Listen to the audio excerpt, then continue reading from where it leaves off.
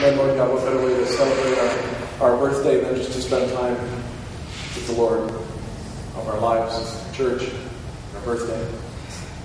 Lord, help us to know that you are here this morning. As we learn to set aside a day of rest and a day of focused worship, help us to know that we can.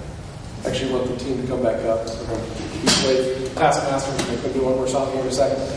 Before they do, though, I'm going to finish the thoughts here. I'm not going to talk a lot because we're going to sing and then we're going to spend some time at the tables this morning. And I figured it would be better to kind of show you a Sabbath than to maybe actually just talk a lot about it. So that's why we had some extended worship here this morning. A little bit of it. But a Sabbath is a day of rest.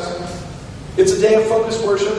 It's also a day for prioritizing relationships. It's a day when you look and you say what's really, really important in life. It's a day for setting it apart and saying what's really the most significant thing, what's going to last forever. To show you a quick verse, Matthew 12, it says, at that time Jesus went through the grain fields on the Sabbath. His disciples were hungry and he began to pick some heads of grain and eat them. And when the Pharisees saw this, they said to him, "Look, your disciples are doing what is unlawful on the Sabbath." And he answered, "Haven't you read what David did when he and his companions were hungry?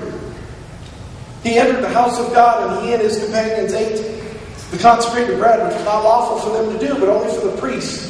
Or haven't you read in the law that on the Sabbath the priests in the temple desecrate the day and yet are innocent? I tell you that one greater than the temple is here. If you had known what these words mean, I desire mercy, not sacrifice, you would have not condemned the innocent." It's interesting, that's how he closes that whole little thing. He says, I desire mercy, not sacrifice. Here the disciples are, they're eating. And instead of thinking about the people, instead of thinking about what's happening there, they're worried about the rigidity of the Sabbath. And because of that, they're missing the point of the Sabbath. He also says, he goes on to say, I'm the Lord of the Sabbath. So I can do what I want. But he's pointing out they're missing something significant, and that point gets even more clear in the next story. It says, going on from that place, he went into their synagogue, and a man with a shriveled hand was there, looking for a reason to accuse Jesus. They asked him, "Is it lawful to heal on the Sabbath?" And he said to them, "If any of you has a sheep and it falls into a pit on the Sabbath, will you not take hold of it and lift it out? How much more valuable is a man than a sheep? Therefore it is lawful to do good on the Sabbath."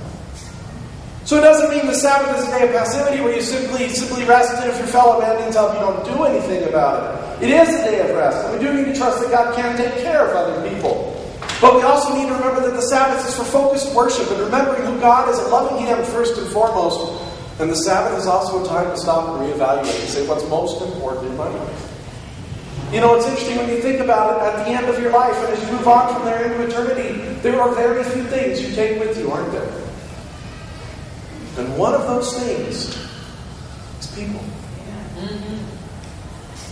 The souls that we meet and encourage and challenge and teach and lead into the kingdom of light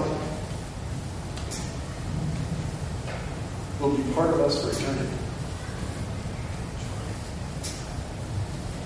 The ambition, the career, the money, those things you so carefully cultivate, one of those cliches happens to be true, isn't it? Can't take it with you. It's a priority for relationships. I want to mention one of the things that we do, and I told someone I did this. One of the things that we do a lot. We try to maintain and build relationships in this church throughout the week. We have small groups, and we get together in small groups, and we believe that that's where heart of discipleship occurs. We set aside time to get together and be together on Sunday morning. We try to keep it going throughout the week. One of the things we do towards that end is something that we call the city. And if you're not on the city, we encourage you to get on the city. It's an internet opportunity. One of the things that happens there, I'm going to give you the city tip of the week right now. City tip of the week is there's a place called the Marketplace.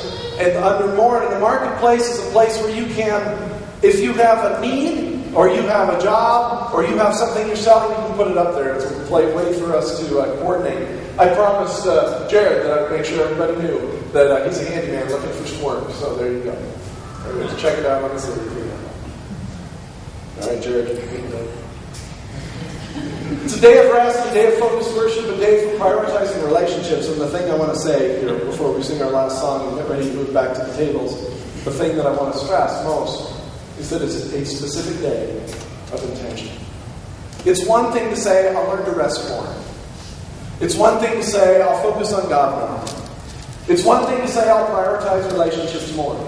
But if you do not take a specific day out of the week as the model that God gave us for good reason, if you do not take a specific day out of the week to do those things, they will always, always, always fall to the bottom of the priority structure. You know why? Because God is much more gentlemanly and patient and kind than anybody else you're ever going to deal with. Your boss will call you and say, I need you to come into work today.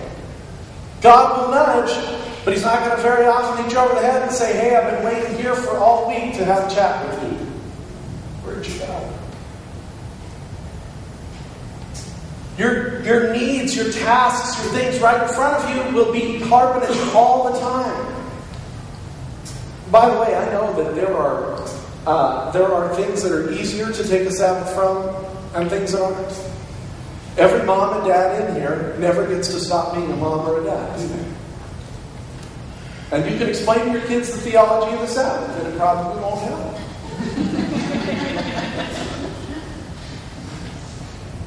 But that's why Hebrews says make every effort. That's why Jesus says set aside a day.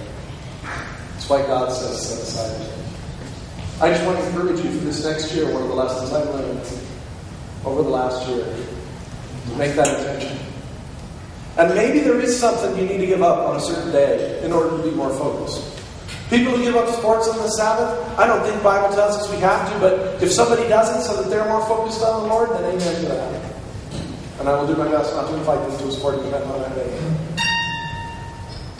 Okay? And on that note, I just want you to think about that. Let's sing one more song. Here's what I want you to do. These guys sing this really well. I know they hate what I'm about to do, but that's too bad. We already gave them the gift. Now we're back to treating them like servants. That's not really quite true, but what I'd really like to do is I want to make sure you guys have time at the table today. We're going to actually do communion. We're going to break bread. Everybody is welcome and invited to break bread this morning. We think that it's something that believers do. You don't have to be part of our church. You're also free to pass on it. If you're not a believer and you don't understand what it's about or don't want to do it, you don't have to break bread. But we're going to go back to the tables. We're going to sing one more song. We're going to break bread, and then we're going to give you guys a chance just to talk. Talk about what you think about the Sabbath, what you're going to do or not do, kind of what you're thinking about all this. So in the interest, though, of making sure we have time for all that, I'm going to ask you, as soon as they start singing, and besides, this song is so cool to listen to, the way they do it, even if you don't end up singing it, you're going to be blessed. It's amazing. About having to do this. So I want you to pick up your chairs as soon as the music starts, but I want you to go as quickly and quietly as you can to your tables so that you can focus on the music, so that you can hear the song. We'll still have the words out here. Please feel free to sing along. Amen? Everybody understand? All right, so